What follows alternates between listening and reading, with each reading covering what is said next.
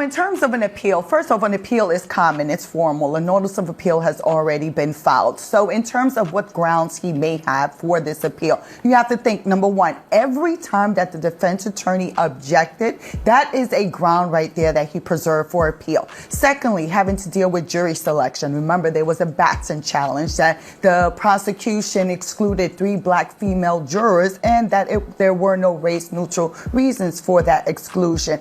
Third, having to deal with the jury instructions in terms of self-defense and in terms of provocation. Fourth, having to deal with whether the judge should have gave criminal negligent homicide to the jury to consider. But fifth, having just to take everything into account in terms of the courtroom and cameras in the courtroom. These are all grounds for appeal that I think, of course, that an appellate attorney is going to bring forward. Now, the question would be ultimately is whether an appeal will actually be granted and the conviction reversed. The jury sentenced Anthony to 35 years. He could have gotten 90.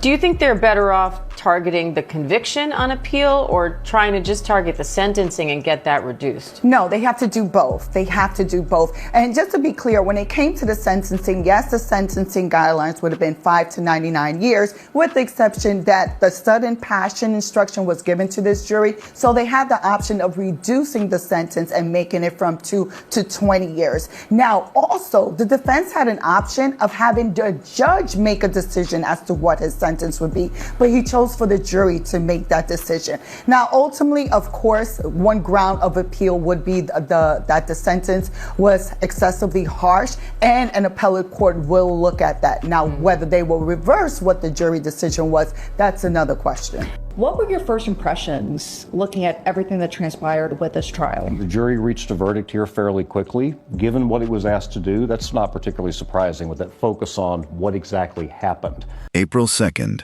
2025, started like any other competition day in Frisco, Texas. Dozens of student athletes from across the Frisco Independent School District had shown up to Kuykendall Stadium, ready to compete in the district track and field championships. Parents lined the stands. Coaches checked their clipboards. Teenagers stretched, warmed up, and waited for their events to be called. It was supposed to be one of those ordinary days that nobody remembers because nothing went wrong. Then the sky opened up. A wave of thunderstorms rolled over Frisco that morning, forcing officials to delay the entire meet. Athletes were pulled off the track. Events were put on hold. And suddenly hundreds of teenagers were scattered across the stadium with nowhere to go, and nothing to do but wait out the rain. Most schools had come prepared. Tents had been set up in the bleacher sections of the stadium, giving each team a designated space to shelter, regroup, and stay dry. Most schools, not all of them. Centennial High School had not set up a tent that day. When the storms hit, Karmelo Anthony and several of his Centennial teammates made their way to a nearby baseball dugout to get out of the rain. That option did not last long. A baseball coach found them there and told them they needed to leave, so they had to find somewhere else to go. Karmelo Anthony was 17 years old, a junior at Centennial High School in Frisco. He was captain of both the track and football teams, held 2 part-time jobs, and had no criminal record of any kind. By most accounts, he was a young man on a straight path forward. That morning at Kuykendall Stadium, he was just a teenager trying to get out of the rain. Austin Metcalf was also 17 years old, a junior at Memorial High School, also in Frisco. He was a standout student athlete who played linebacker on the football team and competed in track. The 2 teenagers lived in the same city, competed in the same school district, and on that Wednesday morning, were at the same stadium. They had never met each other before in their lives. Anthony made his way to the Memorial High School tent. What happened next unfolded in minutes. Witnesses at the scene placed Anthony inside the memorial tent, seated in the bleacher area. According to testimony that would later be heard in court, Metcalf and other memorial students asked Anthony to leave. One witness testified that the request was made approximately 15 times. Anthony did not leave. At some point, Anthony reached into his bag. He issued a verbal warning to those around him. Nobody in that tent believed he was carrying a weapon. There was no reason to think he was. Then Metcalf made physical contact with Anthony. Witnesses who were standing there that morning could not fully agree on what that contact looked like.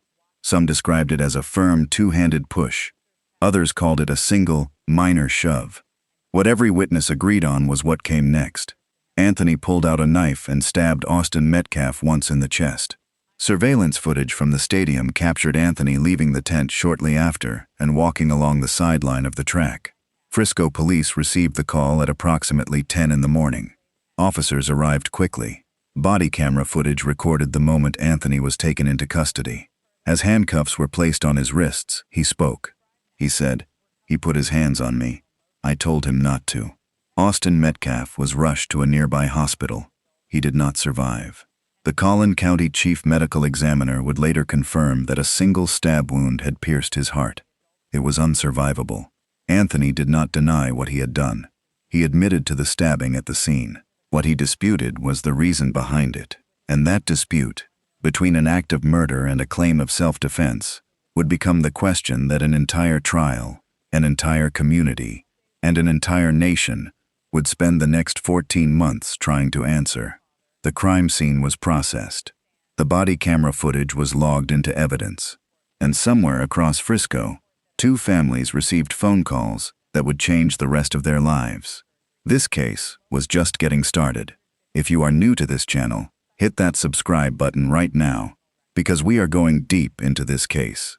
The investigation, the courtroom, the verdict, and everything still unfolding. You do not want to miss a single chapter of this story. Before the lawyers got involved, before the cameras arrived at the courthouse, before this case became a national talking point on every platform and every news channel in America, there were 2 families in Frisco, Texas, who woke up on the morning of April 2, 2025, with no idea that by the end of that day, nothing in their lives would ever be the same again. To understand what happened at Kuykendall Stadium that morning, you have to first understand who was there. Austin Matthew Metcalf was born on July 31, 2007. He was a junior at Memorial High School in Frisco, and by every account from people who knew him, he was exactly the kind of teenager you root for. He played linebacker on the Memorial football team and had earned MVP honors. He ran track. He worked a part-time job at a local pizzeria in Frisco because he was the kind of kid who stayed busy and took responsibility seriously. People who knew Austin described a young man with an infectious laugh, someone who was genuinely kind, deeply reliable, and never short on energy. He loved the outdoors. Some of his favorite memories were fishing trips with his father and his brother. He had a dream of playing college football, and by all indications, he had the work ethic to chase it. Austin also had a twin brother named Hunter. Hunter Metcalf would later sit in a Collin County courtroom during sentencing, watching everything unfold from the gallery. And what was captured on camera in that room told you everything about the weight that family was carrying. Karmelo Sincere Anthony was born on May 10, 2007, in Baton Rouge, Louisiana. He was the oldest of 4 children. His family eventually relocated to Texas, where he became a student at Centennial High School in Frisco. Karmelo was not a troubled kid by any documented measure. He was a captain of both the track team and the football team at Centennial. He held 2 part-time jobs while keeping up with school. He had no criminal record of any kind. He was weeks away from graduating. On paper, Karmelo Anthony was a young man with forward momentum and a future that had not yet been interrupted by anything serious. His mother, Kayla Hayes, would later describe him in terms that no parent ever wants to have to use in a courtroom setting. On April 17, 2025, Anthony's parents and a group called the Nyengun held a press conference, the first of several public-facing moments that would place the Anthony family directly in the center of a storm they had not anticipated. Because this is where the story stopped being just about 2 teenagers and a rainy morning at a track meet. Frisco, Texas is one of the fastest-growing cities in the entire state. It is a city of modern school campuses, well-funded athletic programs, and a community that takes youth sports seriously. When news of what happened at Kuykendall Stadium spread through that community, the reaction was immediate and deeply felt. These were not strangers from distant parts of the state. Both Austin Metcalf and Karmelo Anthony were student athletes inside the same school district. Their schools competed against each other. Their communities overlapped. The grief hit close, and it hit hard. Austin's father, and the owner of the pizzeria where Austin had worked, launched fundraising campaigns in his memory. Between the 2 campaigns, nearly $250,000 was raised. That number alone tells you how many people felt connected to this young man and what his loss meant to the people around him. And then the internet got involved, and everything accelerated in a direction that nobody in either family had asked for. The case went national almost immediately. The reason it spread the way it did had less to do with the facts and more to do with 4 words that traveled faster than any verified reporting. Karmelo Anthony is black. Austin Metcalf was white. That racial dynamic was seized upon across social media platforms within hours of the story breaking. And from that point forward, the online conversation around this case was shaped less by evidence and more by outrage. Both legal teams were clear from the beginning. District Attorney Bill Werskey stated publicly that the case had nothing to do with race. Austin Metcalf's own father said the same thing. And yet the narrative online had already taken on a life of its own. A fake account appeared on X, the platform formerly known as Twitter, impersonating the Frisco chief of police. That account published fabricated information about the case, including a false autopsy report that had no basis in any official documentation. The post gathered millions of views before it was identified as fraudulent. The Frisco Police Department and the FBI both opened investigations into the account for criminal impersonation.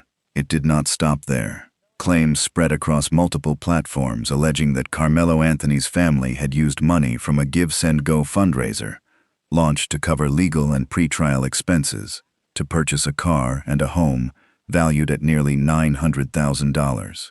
Snopes, the fact-checking outlet, investigated the claim and confirmed that as of April 2025, no funds had been withdrawn from the campaign at all. The claims were false. But by the time the correction existed, the original posts had already reached hundreds of thousands of people. Give Send Go disabled the commenting function on Anthony's fundraiser page on May 2, 2025, citing what the platform described as an unacceptable volume of racist and derogatory remarks. On April 19, 2025, a far-right organization calling itself Protect White Americans organized and held a protest at Kuykendall Stadium, the exact location where Austin Metcalf had died. Roughly 24 people attended. 2 protesters were arrested. And in a moment that cut through all the noise more clearly than anything else that happened that day, Austin Metcalf's own father approached the organizer, a far-right activist named Jake Lang, and told him directly, "You are trying to create more race division." The father of the victim, a man in the middle of the worst grief imaginable, stood in front of a crowd gathered in his son's name and rejected what they were doing. Give Send Go founder Jacob Wells had already drawn public comparisons between the Anthony case and the cases of Kyle Rittenhouse and Daniel Penny, amplifying the racial framing even further across a national audience that was already primed and divided. 2 families, both shattered, both pulled into a public firestorm that was burning well beyond anything either of them had any control over, and the legal process had not even begun. What happened next moved from the stadium to a courtroom, and the fight over what those few minutes on April 2 actually meant was about to become very official. The handcuffs were on before the ambulance had even left the stadium. Within hours of the stabbing at Kuykendall Stadium, Karmelo Anthony was transported to the Collin County Jail and formally charged with first-degree murder. Under Texas law, defendants who are 17 years of age or older are prosecuted as adults. There was no juvenile court consideration here. This was a murder charge, and it would be handled accordingly. His initial bond was set at $1 million. 2 days after the stabbing, a police report was released that would become one of the most referenced documents in the entire case. In it, investigators noted that Anthony had admitted to the stabbing. His position from the very beginning was that he acted in self-defense. The same report contained witness accounts that added critical context. One witness told police that before anyone in the tent believed Anthony was armed, he had already reached into his bag and issued a direct verbal warning. The words, according to that witness account, were, "Touch me and see what happens." Nobody in that tent thought he had a weapon. Nobody knew what was in that bag, and yet within moments of that warning, the situation had turned fatal. Defense attorney Mike Howard moved quickly to get in front of the public narrative. He released a statement that was measured and deliberate. He said that Karmelo and his family were confident in the justice system and the people of Collin County to be fair and impartial, and that it was only in a trial that the full story could be heard. Howard made clear from the outset that his client was not running from the legal process. He was going to fight it out in a courtroom. On April 14, 2025, a bond hearing was held before Judge Angela Tucker. The defense argued that Anthony's clean record, his academic standing, and his involvement in school athletics demonstrated that he was not a flight risk and not a danger to the community. Judge Tucker agreed. She reduced the bond from $1 million to $250,000 and placed Anthony under house arrest at his parents' home. He was released the same day. For the next several months, the legal machinery moved forward. Judge John Roach was assigned to preside over the case. Given the extraordinary public attention surrounding the trial, Judge Roach made two significant pre-trial decisions. He imposed a gag order restricting what attorneys, witnesses, and involved parties could say publicly about the case. He also banned all electronics from the courtroom during trial proceedings. In a case that had already generated millions of social media posts and national news coverage, those decisions signaled clearly that Judge Roach intended to run a controlled and insulated courtroom. Security at the Collin County Courthouse in McKinney, Texas, was not a minor consideration. Throughout the pretrial period and into the trial itself, large crowds gathered outside the courthouse daily. Supporters of both Austin Metcalf and Karmelo Anthony showed up with signs and organized outside the building in temperatures that reached 90 degrees Fahrenheit during the trial week. The Collin County Sheriff's Office deployed significant resources to maintain order around the proceedings. Trial began on June 1, 2026, with jury selection, and before a single witness was sworn in, before a single piece of evidence was presented, the process of seating 12 jurors became a legal battle in its own right. Jury selection in a high-profile case is always a deliberate and carefully managed process. Both the prosecution and the defense have the ability to remove prospective jurors through what are called peremptory strikes, removals that do not require a stated reason.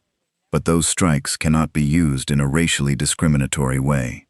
That protection exists under a legal precedent known as the Batson ruling, established by the United States Supreme Court decades ago. Defense attorney Mike Howard raised a formal Batson challenge during jury selection. His argument was direct. He contended that the prosecution had used its peremptory strikes to remove 3 black female jurors from the panel without any racially neutral justification for doing so. If true, that would represent a constitutional violation of the defendant's right to a fair trial. The prosecution pushed back. Their counter-argument was that all 3 of the dismissed jurors happened to be educators by profession. Given that both Karmelo Anthony and Austin Metcalf were student athletes competing within the Frisco ISD school district, the prosecution argued that educators were too closely connected to the circumstances surrounding this case to serve impartially. The professional backgrounds, not the race, were the reason for the dismissals. Judge Roach heard the arguments and ruled. The trial moved forward. But the Batson challenge did not disappear. By raising it formally and having it ruled upon on the record, the defense had preserved it as a documented ground for any future appeal. That procedural moment, which took place before opening statements were ever delivered, would resurface as one of the most debated aspects of the entire case. The voir dire process revealed other tensions as well. One prospective juror who identified as an educator within the Frisco ISD school district stated openly that this case hit close enough to home that they were not confident they could be completely fair. That juror was not seated. Another prospective juror who identified as African American told the court he would have a hard time putting a brother in jail. His candor was notable. A third juror acknowledged that the media coverage of the case had already formed impressions in their mind that they could not fully set aside, regardless of what they heard in court. Defense attorney Howard also drew visible frustration from several prospective jurors during voir dire when he asked the panel how they felt about the country's immigration policies. Multiple jurors refused to answer, calling the question irrelevant to the matter at hand. It was an unusual line of questioning, and one that generated noticeable tension in the room before the court moved on. Prospective jurors were also asked directly whether the age of the defendant, who was 17 at the time of the stabbing, or his race would influence their ability to render a fair judgment based solely on the evidence. After days of questioning, challenges, rulings, and argument, A jury was finally seated.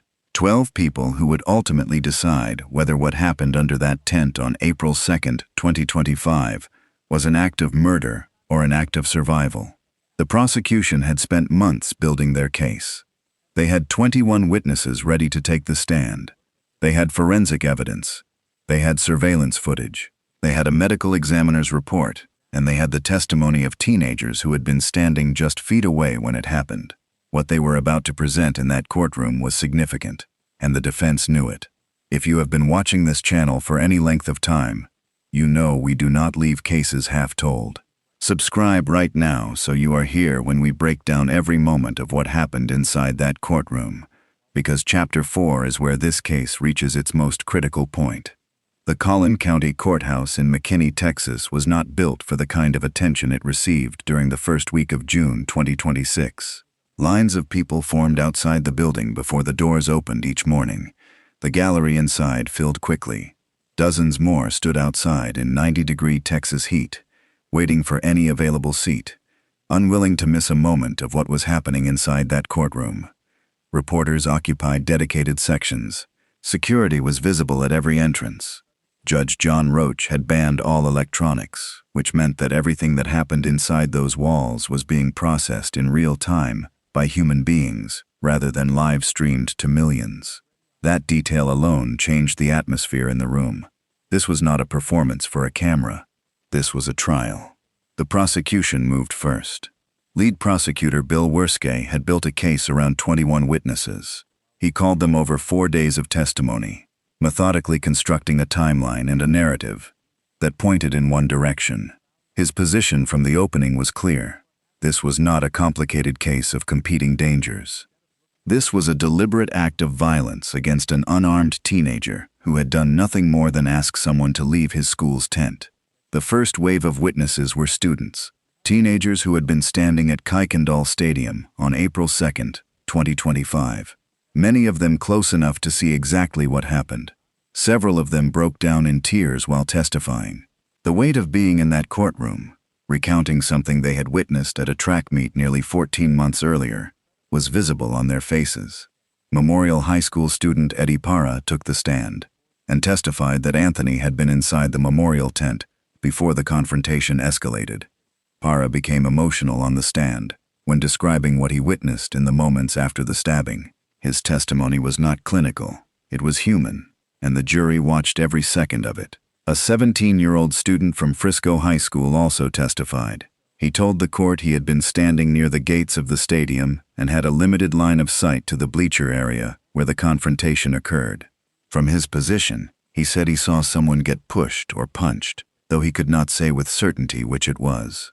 Under cross-examination, the defense pressed him on the reliability of his account. He acknowledged that his memory of the details did not fully align with what the video evidence showed.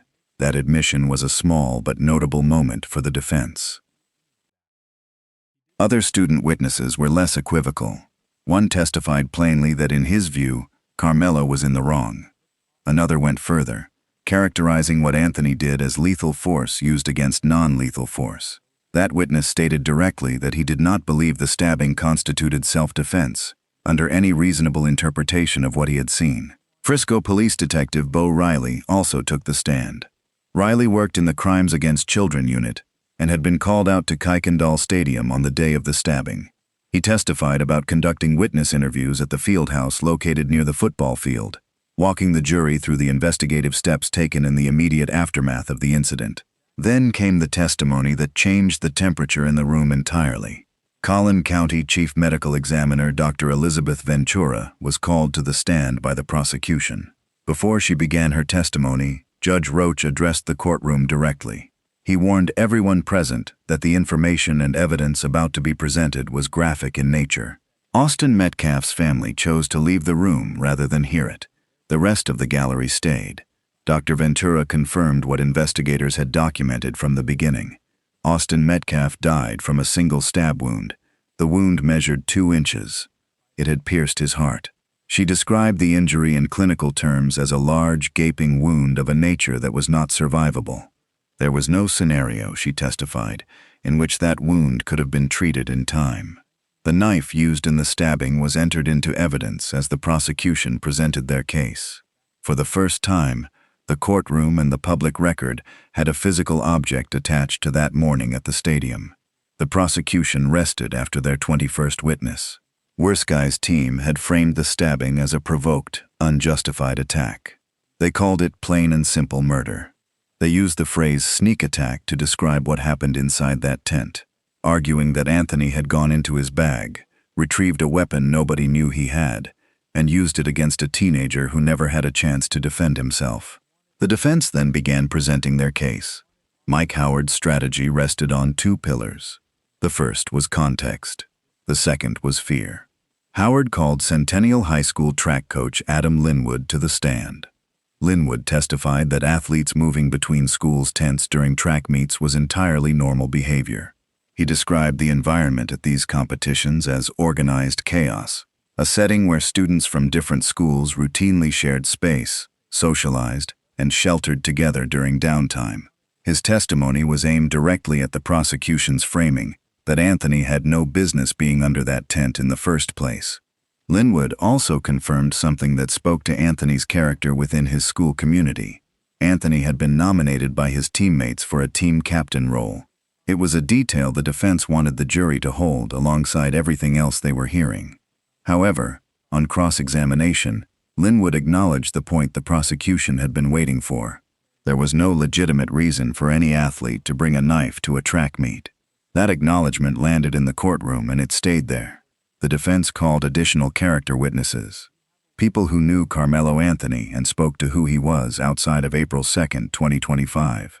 But the most significant decision the defense made throughout the entire trial was the one they made by doing nothing. Karmelo Anthony did not take the stand in his own defense. Jury consultant Allison Richardson, who had been observing the trial, noted publicly that Anthony's decision not to testify would weigh on the jury. She pointed to a specific gap that the defense had never filled. Nobody had explained why Karmelo Anthony brought a knife to a track meet that morning.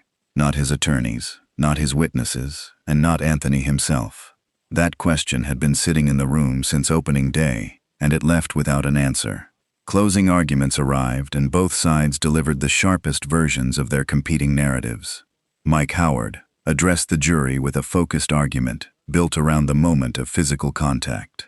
He told jurors that Anthony had acted in fear and chaos after being pushed. He argued that Austin Metcalf had no legal right to use physical force on Anthony, regardless of how the confrontation had developed up to that point. When the prosecution's argument that Anthony could have simply walked away was raised, Howard did not dodge it. He said, "I am sure he wishes he did."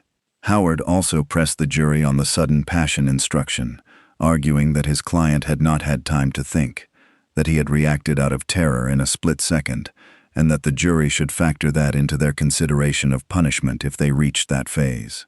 Bill Werskai stood before the jury and delivered a closing argument that was direct, controlled, and built around a single moral premise.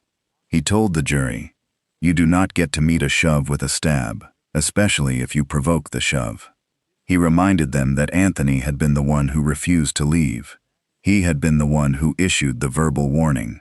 He had been the one who reached into a bag and produced a weapon that nobody in that tent knew existed. Werskai then said something that cut through the room. "Mercy to the guilty is cruelty to the innocent."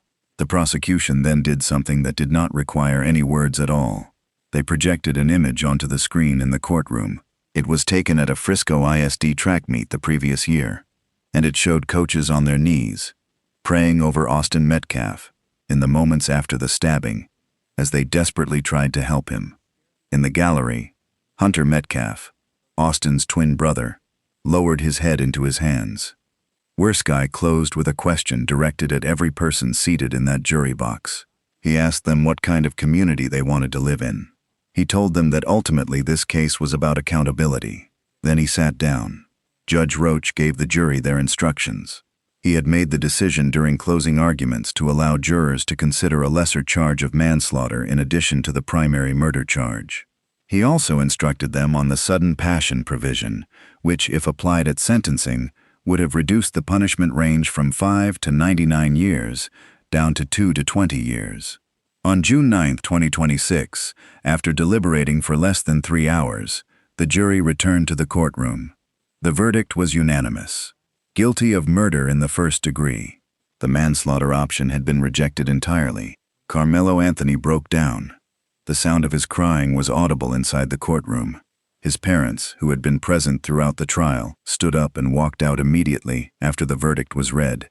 Judge Roach addressed Anthony directly. His bond was revoked. He was remanded into the custody of the Collin County Sheriff's Office on the spot.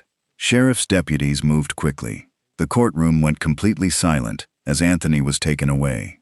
The sentencing phase began shortly after. Both the prosecution and the defense waived their right to opening statements.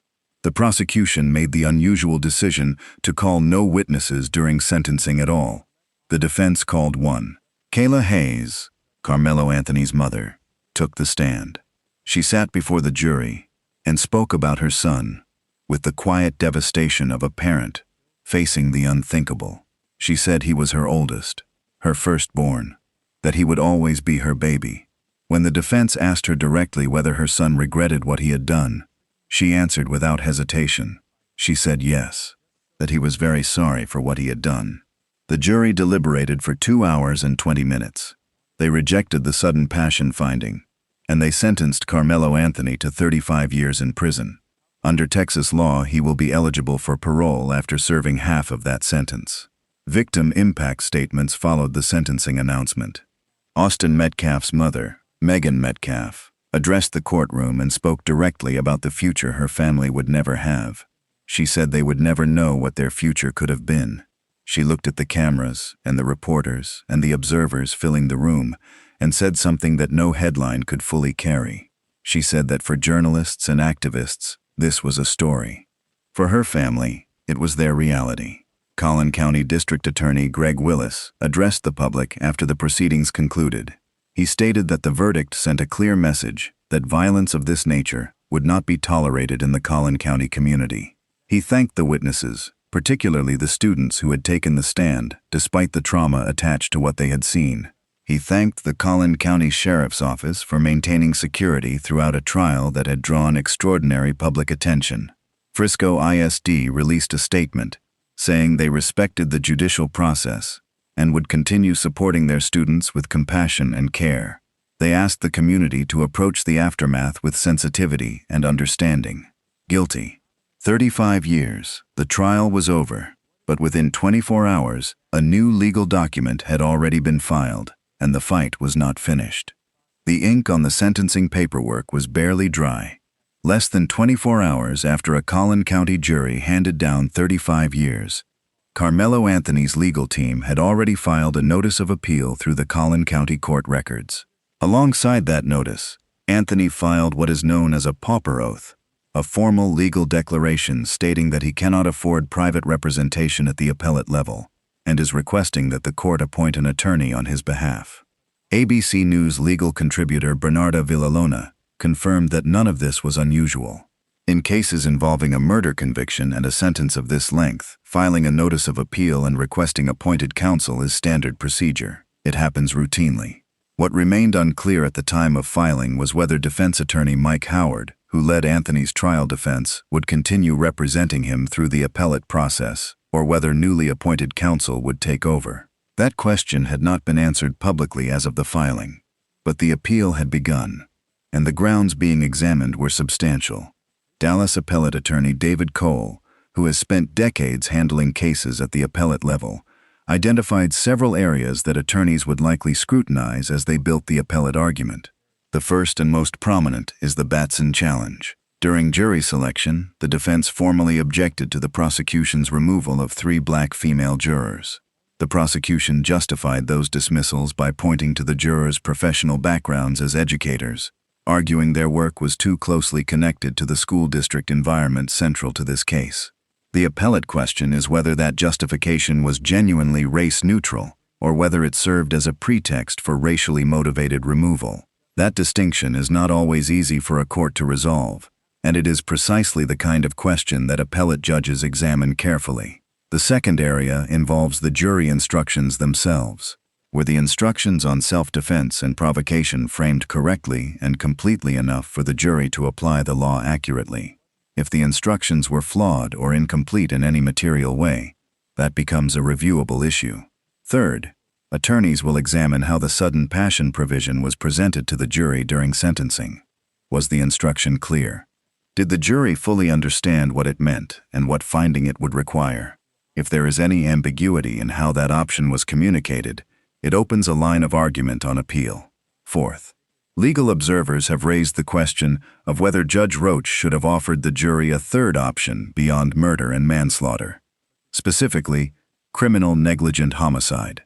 The decision not to include that charge as a possibility is something an appellate court can be asked to review.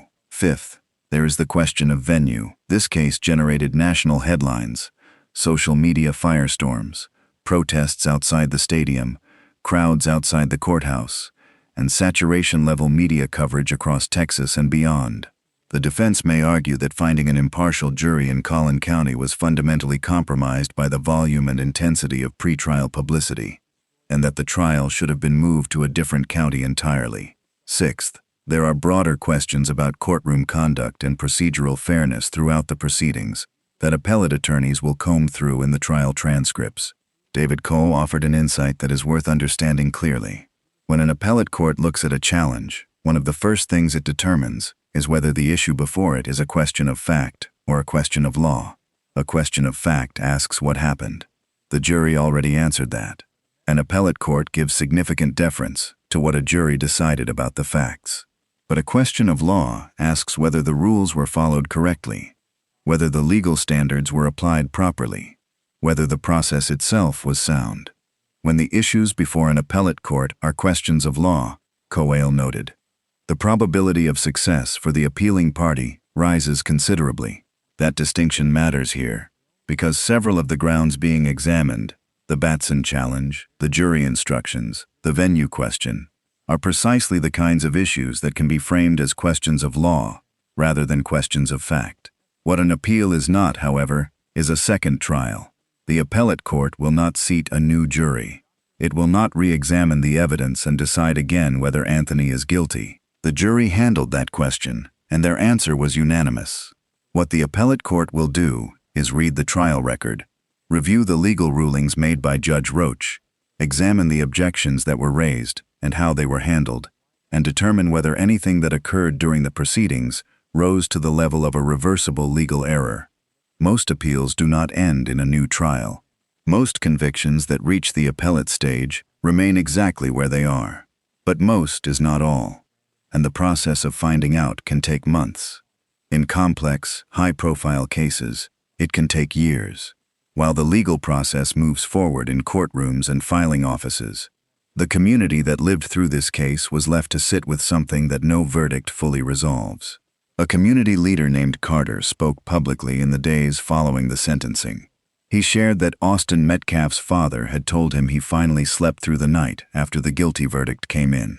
That detail said everything about what the preceding 14 months had cost that family. But Carter was also honest about what the verdict did not fix. He said the pain remained unchanged, that 35 years in a prison sentence does not return a son. It does not fill the space left by someone who is gone. Carter used the moment to say something broader. He spoke about the moral responsibility that communities carry when it comes to teaching young people how to handle conflict. He said that if parents were failing their children in that area, then society could not afford to fail them as well, because eventually that failure arrives at everyone's door. It was not a statement about guilt or innocence. It was a statement about what comes before the courtroom, and what has to change so that courtrooms like the one in McKinney, Texas, stop receiving cases like this one. Frisco ISD, the school district that educated both teenagers and whose stadium became a crime scene on an ordinary Wednesday morning, pledged to continue supporting their students with compassion and care. They asked their community to move forward with sensitivity and with understanding for everyone affected. The national conversation this case ignited did not end with the verdict either. Questions about how self-defense law is applied, about whether racial bias shapes jury selection in ways that are difficult to prove but impossible to ignore, about school safety and the presence of weapons in spaces built for competition and growth. Those questions did not get answered in that Collin County courtroom. They got louder, 60 seconds. That is roughly how long the confrontation under that tent lasted before Austin Metcalf was on the ground. 60 seconds that ended one life at 17 years old and redirected another life toward 35 years behind bars at 19, a twin brother who will carry what he saw in that courtroom for the rest of his life. A mother who stood before a room full of strangers and had to explain that this was not a story for her family. It was their reality. A father who for the first time in over a year managed to sleep through the night after a jury came back with a verdict and still woke up the next morning without his son. The trial is finished. The sentence has been handed down. The appeal has been filed. And the questions this case placed in front of this country about justice, about race, about violence, about what we owe each other and what we owe our children are still waiting for answers that a courtroom alone was never going to provide. The story of Austin Metcalf and Karmelo Anthony is not finished. Not legally, not socially, not for either of those families. Now it is your turn to weigh in. Do you believe the appeal has genuine grounds to succeed? Was 35 years the right sentence, or do you think the jury got it wrong in either direction? Drop your thoughts in the comments below and keep it factual and respectful, because this community takes these conversations seriously. If you are not subscribed yet, do it right now. This case is still developing, and when the appellate court makes its move, you will want to be here for that breakdown. Hit the like button if this documentary gave you the full picture, and share it with someone who has been following this case, because they need to see the complete story told from start to finish. This has been True Crime Exposed. We do not stop at the verdict. We follow what happens after.